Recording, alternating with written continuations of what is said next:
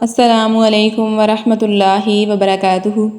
امید ہے آپ سب لوگ خیریت سے ہوں گے۔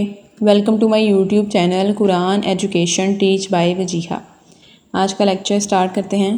بسم اللہ الرحمن الرحیم۔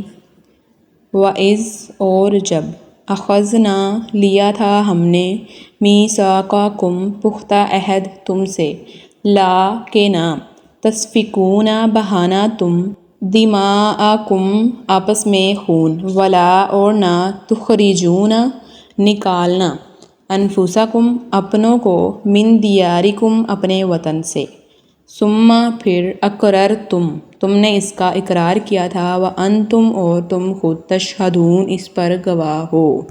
اور جب لیا تھا ہم نے پختہ عہد تم سے کہ نہ بہانا تم آپس میں خون اور نہ نکالنا اپنوں کو اپنے وطن سے، پھر تم نے اس کا اقرار کیا تھا اور تم خود اس پر گواہ ہو۔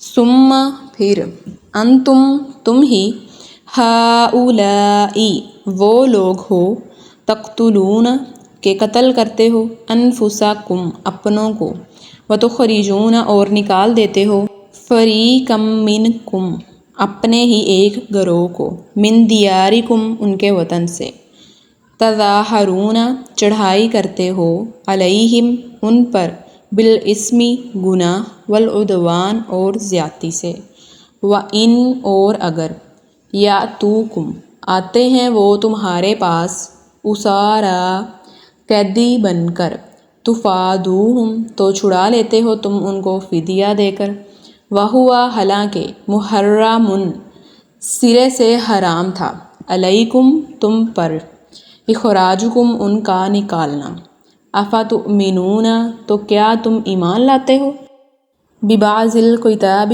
کتاب کے ایک حصے پر، وتکفرون اور کفر کرتے ہو، ببعض دوسرے حصے کے ساتھ، فما سو نہیں ہے، جزاء سزا، من یفعل اس شخص کی جو کرے، ذالک ایسا، منکم تم میں سے، الا سوائے، خزی رسوائی کے، فی الحیات الدنیا دنیاوی زندگی میں، ویوم القیامت اور قیامت کے دن، یردون پھیر دیے جائیں گے یہ لوگ، الی اشد العذاب سخت ترین عذاب کی طرف، وما اللہ اور نہیں ہے اللہ، بغافل بے خبر، اما ان سے جو تعملون تم کرتے ہو۔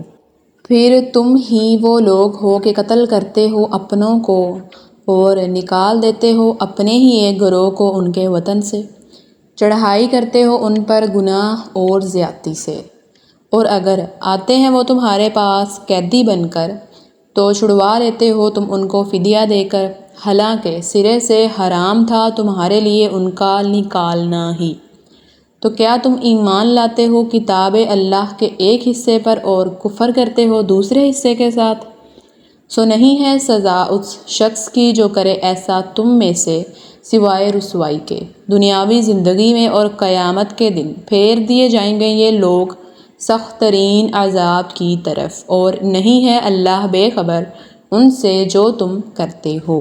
ان آیات میں یہ کہا گیا ہے کہ نہ تم اپنے خون بہاؤ گے اور نہ اپنے آپ کو ان کے گھروں سے نکالو گے۔ یہ کہا گیا ہے بجائے اس کے کہ ایک دوسرے کا خون نہیں بہانا اور ایک دوسرے کو اپنے گھروں سے نہیں نکالنا، کیونکہ امت مسلمہ کے افراد ایک جسم کی طرح ہیں، کسی بھی مسلم کا خون بہانا اپنا خون بہانا برابر ہے۔ رسول اللہ صلی اللہ علیہ وآلہ وسلم نے فرمایا ہے، تمام مومن اپنی باہمی دوستی، ایک دوسرے پر رحم اور ایک دوسرے پر شفقت میں ایک جسم کی مانند ہیں۔ جب اس کا ایک عضو بیمار ہوتا ہے تو اس کی خاطر سارا جسم بیدار رہتا ہے اور بخار میں مبتلا ہو جاتا ہے۔ جو دو آیات میں نے پڑھی ہیں ان کا خلاصہ یہ ہے کہ ان میں 4 عہد لیے گئے تھے۔ پہلا، ایک دوسرے کا خون نہیں بہانا، ایک دوسرے کو گھروں سے نہیں نکالنا، ایک دوسرے کے خلاف مدد نہ کرنا، قیدی کو فدیہ دے کر چھڑا لینا، مگر یہ صرف فدیہ پر عمل کرتے اور باقی 3 کی مخالفت کرتے تھے اور بلا جھجک ان کا ارتکاب کرتے تھے۔ مدینہ منورہ میں یہود کے 3 قبیلے موجود تھے، بنو قینقاع، بنو نذیر، بنو قریظہ، یہ اہل کتاب تھے۔ مدینہ کے عرب قبائل اوس اور خزرج بت پرست مشرک تھے، انہیں کسی آسمانی دین سے سروکار نہ تھا۔ یہود کے ان قبائل سے حلیفانہ تعلقات تھے۔ بنو قینقاع اور بنو نذیر خزرج کے حلیف تھے اور بنو قریظہ اوس کے حلیف تھے۔ اوس اور خزرج کے آپس میں جنگ رہا کرتی تھی اور یہودی قبائل اس میں اپنے اپنے حلیف کا ساتھ دیتے اور مقابلے میں آنے والے مشرک قبیلے کے آدمیوں کے علاوہ ان کا ساتھ دینے والے اپنے یہودی بھائیوں کو بھی قتل کرتے، ان کے گھر بھی لوٹ لیتے۔ پھر جب لڑائی ختم ہوتی اور کچھ یہودی قید ہو کر غالب قبیلے کے پاس آتے تو غالب قبیلے کے حلیف یہودی خود ہی ان کا فدیہ دے کر انہیں چھڑوا دیتے اور کہتے کہ ہمیں اللہ کی کتاب کا حکم ہے کہ اپنے قیدی بھائیوں کو چھڑاؤ۔ جو باقی حکام آئے ان کو کسی نے ان کو اہمیت نہیں دی، صرف اس بات کو اہمیت دی۔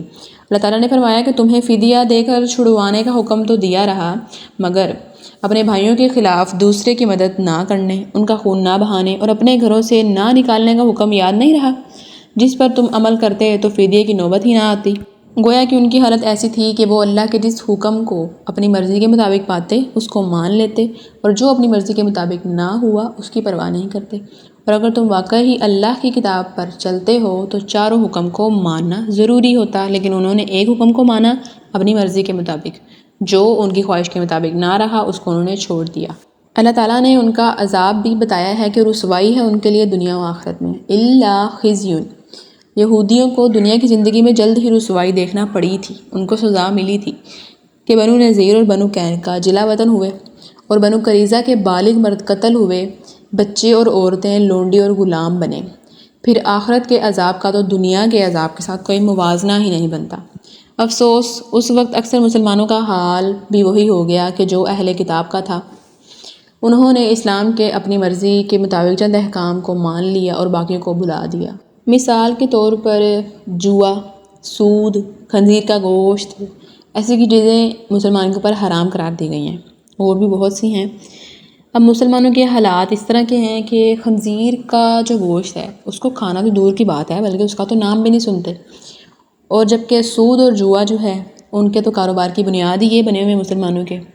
اسی طرح سے شراب اور حرام شباب جو ہیں، جو جوسز آج کل چل رہے ہیں، کولڈ ڈرنکس چل رہی ہیں، کس کو نہیں پتہ کہ جو کولڈ ڈرنکس ہوتی ہیں ان کے اندر الکوہل کا استعمال ہوتا ہے۔ حالانکہ اگر انگریڈینٹس پڑھیں ہم تو وہاں پہ مینشن آ رہا ہوتا ہے الکوہل، شراب پڑتی ہے ان میں، لیکن ان سے ہمارا کوئی اجتناب نہیں، کوئی پرہیز نہیں، ایون کہ ہمارے گھر میں بھی پی جاتی ہے۔ وہ اپنے آپ کو امت مسلمہ کا فرد کہتے ہیں۔ کیسے؟ جب ہم نے جو اللہ تعالیٰ نے ہمیں منع کیا ہے جن چیزوں سے، ان میں سے ہم نے چند کو اپنایا ہے اور بہت سی چیزوں کو ہم نے ان کو پوچھا ہی نہیں، یعنی کہ کوئی ہے ہی نہیں ہماری روٹین میں کہ ہم نے یہ بھی چیزیں بھی ہمارے لیے نہیں صحیح، ہم نے ان کو بھی چھوڑنا ہے، ایسا کچھ ہے ہی نہیں۔ اپنی مرضی کے مطابق چیزوں کو اپنی زندگی میں شامل کیا، اپنی مرضی کے مطابق چیزوں کو اپنی زندگی سے ہم نے ختم کیا۔ جیسا کہ نماز فرض ہے، نماز کیا ہے؟ مسلمان اور مشرک میں فرق کرتی ہے، لیکن نہیں پڑھتے لوگ، نہیں پڑھتے، موت بھولی ہوئی ہے لوگوں کو یہ قیامت کا لفظ بھول گیا ہے۔ قیامت کے پیچھے کیا ہے، کیا دن ہونا ہے، کیا حالات ہونے، مرنا ہے ہم نے، قبر میں جانا ہے، قبر کیا عذاب، قیامت، اللہ تعالیٰ کا غضب، سب بھول گئے ہیں لوگ۔ اگر خون بہانے کی بات کی جائے تو آج کل ہماری سوسائٹی میں کیا ہو رہا ہے، ریاست کے نام پر بھائی بھائی کو قتل کر رہا ہے، ریاست کے نام پر بیٹے اپنے والدین کو مار رہے ہیں، ان کو پیٹ رہے ہیں، ان کو قتل کر رہے ہیں۔ تو اللہ تعالیٰ کا عذاب تو ہم پر نازل ہوگا ہی نا۔ جب عیسائی اس چیز سے نہیں بچے کہ انہوں نے کتاب کے ایک حصے پر ایمان رکھا اور ایک حصے کو جھٹلایا، اس کی مخالفت کی، کفر کیا، جب ان کو اللہ تعالیٰ نے عذاب دیا تو مسلمان کیسے بچ سکتے ہیں؟ مسلمان تو گمراہی کے گڑھے کھود رہے ہیں، اپنے لیے خود گمراہی کو چن رہے ہیں، جبکہ ان کے لیے قرآن بالکل صحیح حالت میں موجود ہے۔ عیسائیوں نے تو تحریف کر لی نا اس میں، مسلمانوں کے لیے تو قرآن مجید صحیح حالت میں موجود ہے، احادیث موجود ہیں، کیوں نہیں اسٹڈی کرتے؟ کیوں اپنے آپ کو ہم نے جہنم کے لیے رکھ لیا ہے؟ اللہ ہم سب کی اصلاح کرے، آمین۔ دعاؤں میں یاد رکھیں، اللہ ہم سب کو ہدایت دے۔ اگر اس لیکچر میں سے کوئی کوسچن ہو تو کمنٹ لازمی کریے گا۔ جزاک اللہ۔ السلام علیکم ورحمۃ اللہ وبرکاتہ۔